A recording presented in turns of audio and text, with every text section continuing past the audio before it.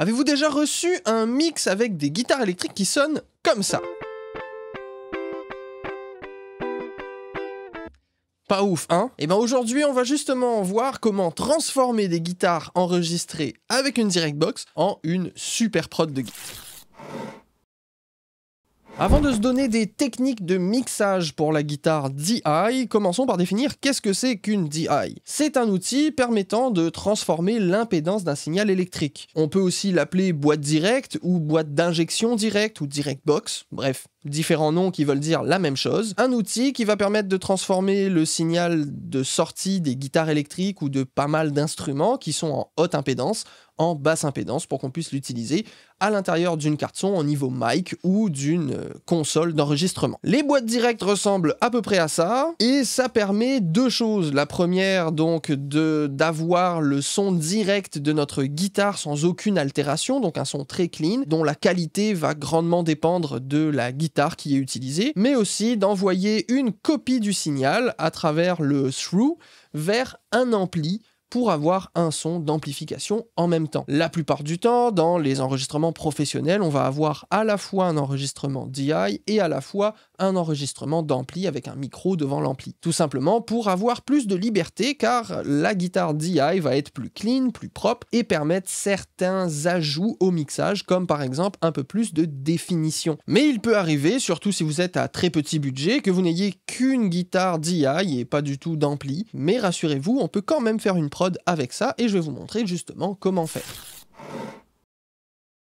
Commençons donc par se donner 4 éléments sur lesquels on va porter notre attention pour pouvoir réaliser notre mixage de guitare électrique de manière générale, mais aussi principalement pour la guitare DI. Premièrement, il va falloir définir de quoi notre guitare a besoin et à quoi elle sert. C'est-à-dire dans quel genre de prod elle est, est-ce que la guitare est principale ou alors plus un effet ou d'accompagnement, et est-ce que cette guitare-là joue un solo, des power chords, un arpège, bref, c'est quoi l'importance de cette guitare-là. Ici, on va avoir une guitare qui sert d'accompagnement avec un jeu de répond entre un accord plaqué de manière régulière et un accord en contretemps.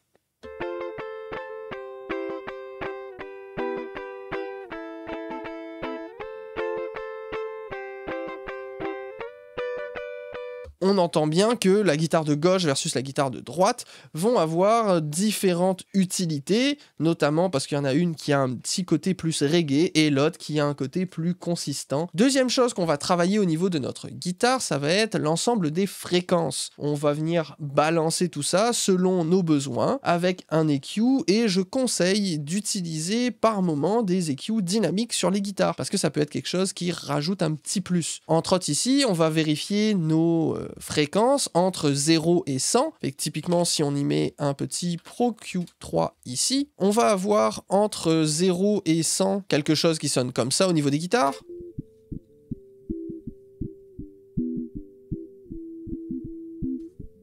Ce qui comprend tout le deep low end et un petit peu l'attaque là du pic, le gras, du woomph de la guitare, qui peut être utile ou non. Le très très grave, on va avoir tendance à le diminuer. On va avoir entre 100 et 300 le corps de la guitare, fait que là, si on écoute ici...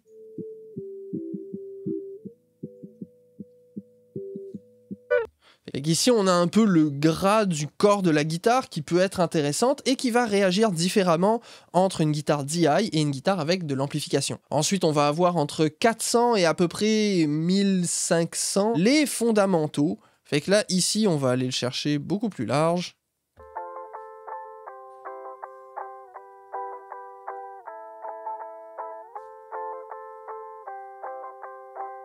On sent qu'ici, c'est là où il y a le principal de l'information de la guitare. Si on coupe trop ici, on va perdre énormément de choses. Mais si on augmente un peu trop, ça va venir bouffer sur le reste des fréquences, le reste des instruments. Ensuite, entre 1000 et 5000, on va avoir le pic et tout ce qui concerne le côté précis, entre guillemets, de la guitare.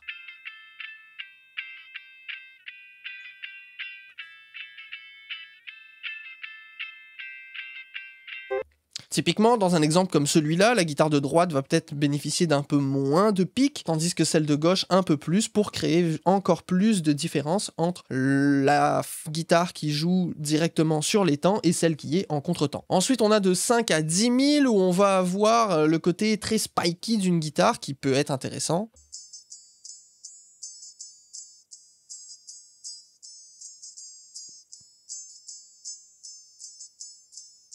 Donc là, vraiment quelque chose de très métallique, entre guillemets. Et au-dessus de 10 000, et ben là, il va falloir voir selon la production, selon l'utilité. Ça arrive assez régulièrement qu'on va juste tout couper au-dessus de 10 000. Troisième point ultra important au niveau de la guitare électrique de manière générale quand on la mixe, c'est de ne pas la mixer en solo. C'est une erreur trop fréquente parce que la guitare électrique prend vraiment tout son sens à l'intérieur de la production et je trouve que c'est un type de piste, un type d'instrument où cette réalité-là est encore plus vraie que d'habitude. Vous voyez que là typiquement je pourrais faire n'importe quel type de son en restant en solo comme ça et en me disant ah ça sonne bien. Pourquoi? Parce que je suis pas dans la prod.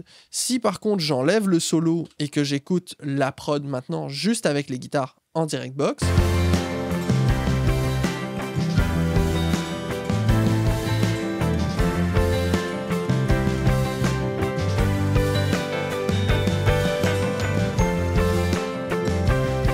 là, j'entends tout de suite que les guitares sont beaucoup trop muddy, elles ne passent pas assez à travers le reste, il manque du corps, il manque du coffre, il manque énormément de choses, fait que je vais devoir aller recréer tout ça. Et enfin, la dernière chose, le dernier point, et ben forcément, ça va être assez important d'aller recréer de l'amplification. Mais pour ça, ça va être assez simple parce qu'on a la joie d'utiliser les émulateurs d'ampli virtuels aujourd'hui. Commençons donc par se donner quelques petits points avec ou sans ampli. Pour la vidéo, on va focuser vraiment sur le fait de travailler qu'avec une guitare DI sans aucun ampli, mais je voulais quand même vous montrer un petit point si jamais vous recevez un mix classique entre guillemets avec une guitare DI et la version amplifiée. Ici, vous voyez, on a notre guitare DI. On rajoute l'ampli. Très cool, mais il y a comme quelque chose qui shift un peu, un petit côté canne au niveau des mids. On inverse la phase de l'ampli.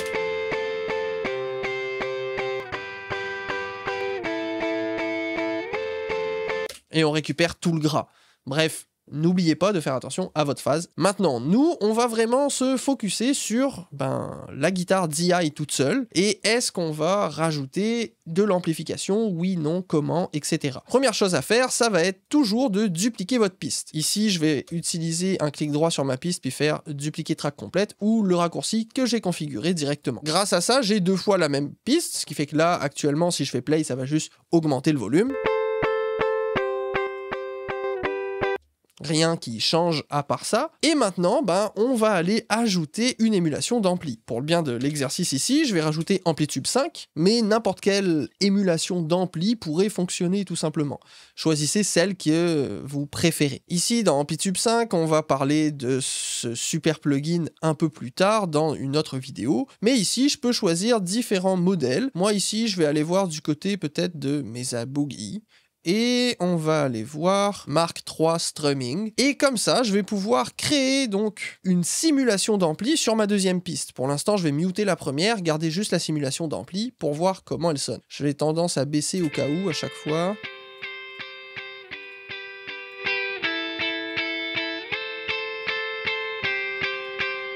Elle est cool, mais elle manque cruellement de corps. Fait qu'ici, on va aller rajouter de la basse.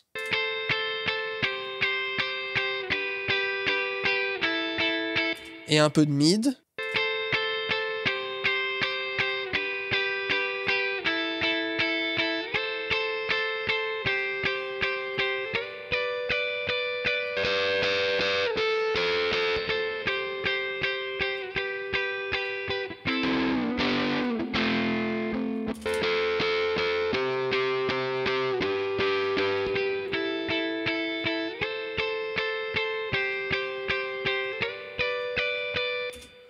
On a quelque chose qui pourrait potentiellement être intéressant. À nous de voir est-ce que ça fit. Et pour savoir si ça fit, c'est là qu'on revient avec le côté ne pas travailler en solo. Fait qu'on enlève le solo, je juste mute la guitare de gauche et on voit si ça fit dans la prod.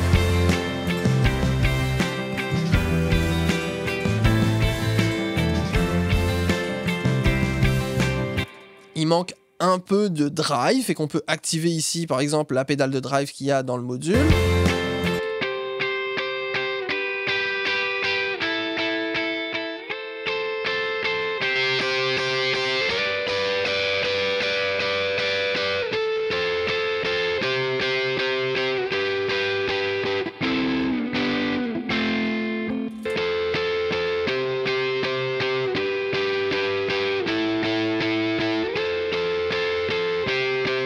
Avec le côté plus gras mis de l'avant, qui est assez intéressant là-dedans. Ici, on peut même aller s'amuser à aller chercher un peu plus de gras en allant...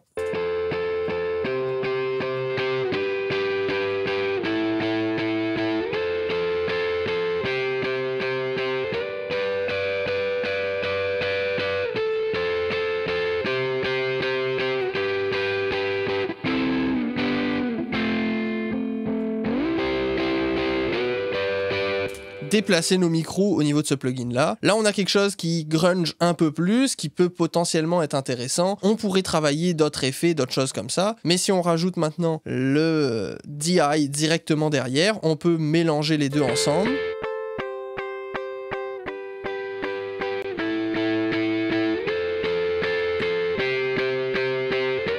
Et là on a quelque chose d'assez puissant qu'on écoute toujours dans l'ensemble.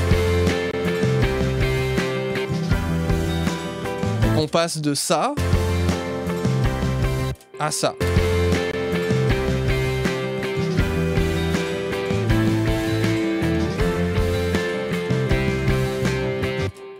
Et comme ça, on peut créer un nouveau style de guitare, tout simplement avec une simulation d'ampli. Et vous, est-ce que vous avez une technique de mixage de guitare électrique que vous préférez aux autres? Dites-le nous dans les commentaires. Merci infiniment pour votre soutien. Si jamais vous regardez cette vidéo, que vous l'appréciez et que vous n'êtes pas encore abonné, vérifiez le petit bouton en dessous, s'abonner, qu'il soit coché et que vous puissiez activer aussi la cloche pour ne rien manquer des prochaines vidéos et aussi recevoir toutes les annonces pour les lives. Vous pouvez aussi me retrouver sur Instagram, @cfaprod. Vous allez voir tout au long du mois d'octobre différentes techniques et à partir du mois de novembre, petite annonce pour cette vidéo, nous allons commencer Behind the Mix saison 3. On continue notre technique de mixage pour la guitare électrique.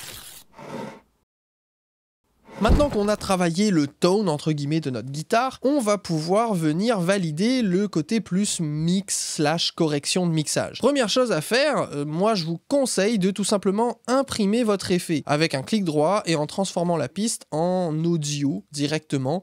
Au moins comme ça, ça vous enlève un petit peu de processing de votre CPU et en plus de ça, ça vous permet d'avoir la track, la piste un peu comme une situation de mix réel, comme si qu'on vous avait envoyé la piste d'ampli à part et la piste de DI à part. Donc ici maintenant, on a notre piste avec l'ampli qui a été enregistré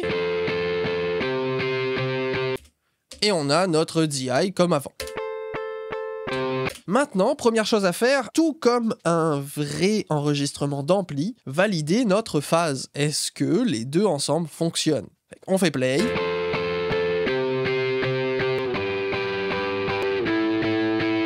On récupère du gras, on récupère cette énergie dans les basses qu'on a perdue parce que notre simulation d'ampli est pas différente d'une vraie guitare et ça a créé des problèmes de phase. Fait que là, on va venir rajouter comme ça notre inverse phase pour le travailler. Des fois, ça va être nécessaire, d'autres fois non. Bref, à nous de voir. Deuxième chose qu'on va travailler, ça va être de nettoyer notre piste. Nettoyer notre piste pour la rendre plus clean. Ici, deux méthodes. Soit vous laissez la guitare DI telle qu'elle est et vous travaillez d'abord l'ampli, soit vous travaillez d'abord la DI et vous copiez ce que vous avez fait sur la DI sur votre ampli. Parce que théoriquement, ça devrait se suivre de manière assez naturelle. Ici, on va aller sur un Pro Q3 et commencer par enlever tout le trop gras qui sert à rien pour laisser la place pour le kick et la bass.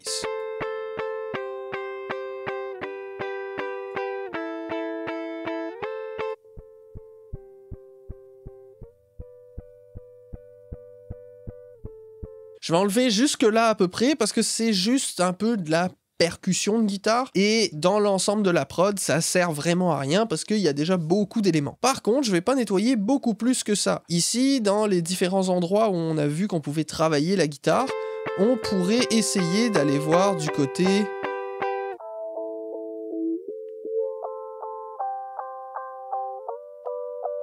d'un 700 Hz ou quelque chose comme ça, si on veut diminuer un tout petit peu le côté un peu trop rond de la guitare.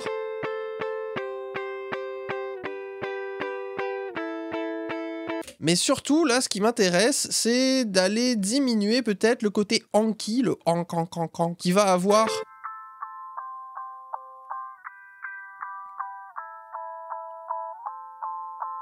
à peu près ici, autour des 900, sauf qu'il arrive pas tout le temps. Fait que là, on va utiliser la puissance de l'EQ dynamique.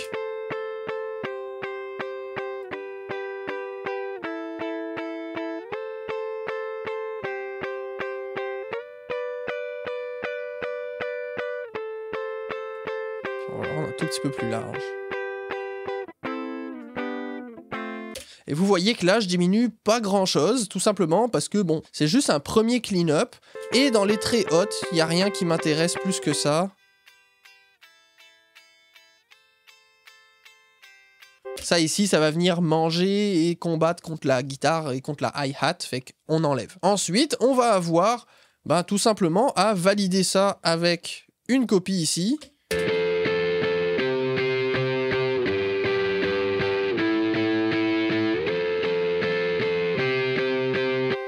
Ok, et maintenant dans l'ensemble.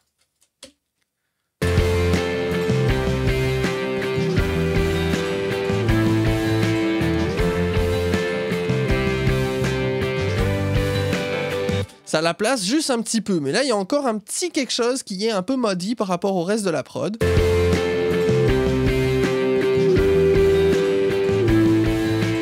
Qui va être juste ici.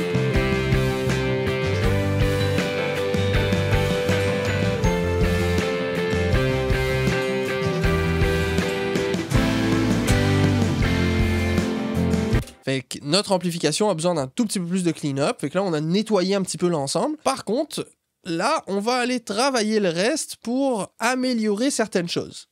Première chose qu'on va faire, travailler notre pic. C'est quelque chose qu'on n'a pas tendance à faire ou que, surtout quand on commence, on oublie, mais le pic d'une guitare est ultra important. Ici, il faut définir est-ce qu'on en a vraiment beaucoup besoin ou pas. Actuellement... la guitare est très cool, mais il manque ce petit côté pic qui serait intéressant à avoir. Pour le bien de cet exercice-là, je vais utiliser le boss de guitare, mais je pourrais même bosser ces deux guitares-là ensemble pour travailler ces deux guitares-là d'un seul coup. Ici, je vais aller utiliser un premier Pro Q pour aller chercher justement un tout petit peu plus de pic. Et on se rappelle, le pic, c'est plus autour des 5-10 000.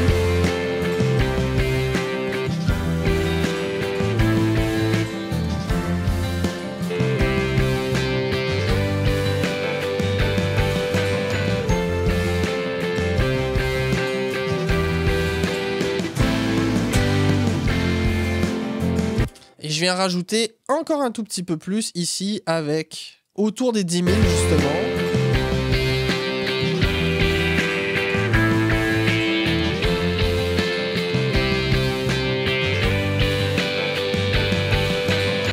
Là, c'est plus autour des 3-4 000 qu'on va avoir quelque chose d'intéressant.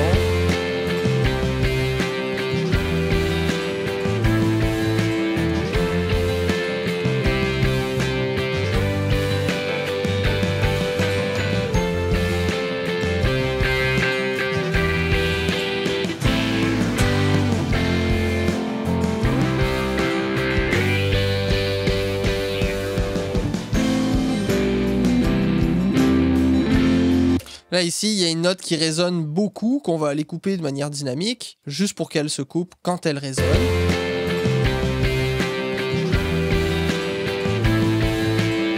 Et là, maintenant, si on veut travailler encore plus le pic et rajouter un petit quelque chose à notre guitare, on peut travailler la compression sur la guitare électrique. De manière générale, si on utilise un compresseur très rapide, type 1176, on va pouvoir rajouter du bite à la guitare et rajouter un petit peu d'harmonique. Ou alors, on va pouvoir travailler à l'inverse un compresseur plus glue, plus doux, comme un VCA style G-Bus, pour venir accompagner le tout. Ici, on va venir travailler justement une compression assez rapide, mais avec une attaque relativement lente pour laisser le pic passer et augmenter les transients.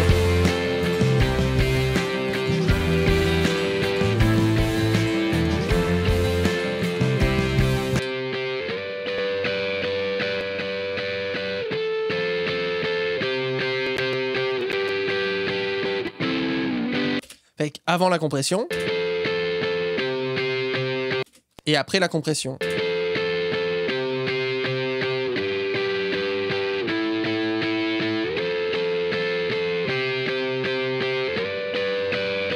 On a accentué l'attaque du pic. Et ça, c'est une technique pour travailler l'attaque du pic. Une autre technique qui est possible pour travailler cette attaque-là, c'est d'utiliser un transient designer ou augmenter les transients de la guitare pour donner encore plus d'attaque.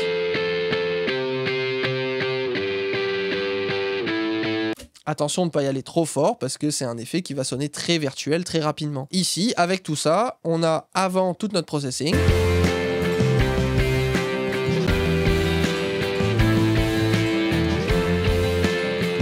Et après, quelque chose d'un peu plus présent, d'un peu plus cool. Et il manque une dernière chose pour rendre le tout ultra agréable, que ce soit en termes de fréquence ou du côté du pic. Et là, je vais utiliser une bonne vieille SSL. Ça va être de couper un petit peu dans les basses et d'utiliser une technique où on va venir réaugmenter en shelf les basses ici.